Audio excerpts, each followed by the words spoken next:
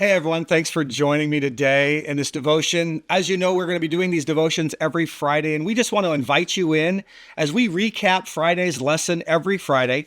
And we're going to be talking about it and just give you something maybe that you might not have thought about or what the value of it is. And our whole staff is going to be doing that throughout the year. And so please tune in every Friday.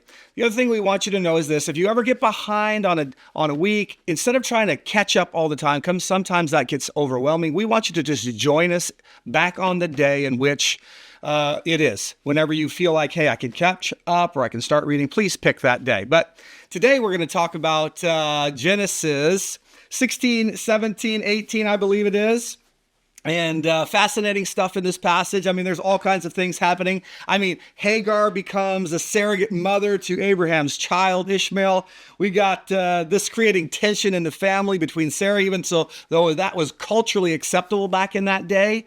But Sarah, now there's tension, there's resentment. They don't know how to handle that. Then you got Abraham given a new name. He goes from Abram to Abraham. Then we have this covenant happening, this reestablishment and this laughter about whether he's going to have a child or not. Then he starts talking about circumcision and how that's going to be the sign of the covenant. And then it goes on about Sarah and how she laughs later about having this child. And then the angels that show up, the Spirit of the Lord who shows up, starts telling Abraham a little bit about what he's getting ready to do at Sodom. Man, talk about 3 chapters packed full of stuff. It's a lot. But today I want to talk about the most odd thing in the group, and that is circumcision. What in the world? Why would God choose something as crazy as circumcision to commemorate or to validate a covenant? And I want you to turn in your Bibles to Romans chapter 2 and verse 28. Paul addresses this in our day. He says this: "For no one is a Jew who is merely one outwardly, nor is circumcision outward and physical." Did you notice that? Actually, the circumcision was a physical thing, but it was not part of something physical. It was part of something of the heart. Notice verse 29. "But the Jews is one inwardly, and circumcision is a matter of the heart, by the Spirit, not by the letter. His praise is not from man, but from God." The entire idea of circumcision, just so you know, is about how we cut off ourselves. We remove ourselves from the world and commit ourselves to Christ. And so I want to ask you that question.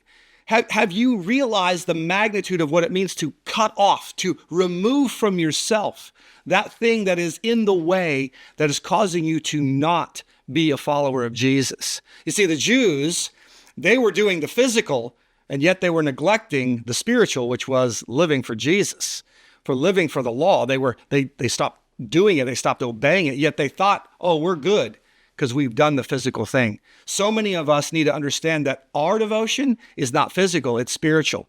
You can ask yourself the question, am I living the Spirit-led life? That is the determination. That is the demonstration of what it means to be circumcised today. So that's a thought for you to think about. I want you just to consider it. What does it mean for you to have cut away or circumcised spiritually, to live by the Spirit and not by the flesh, so that you can have the fullness of Christ? I hope that you enjoy this devotion. I hope that you have a great week this weekend, and we look forward to seeing you on Sunday. God bless.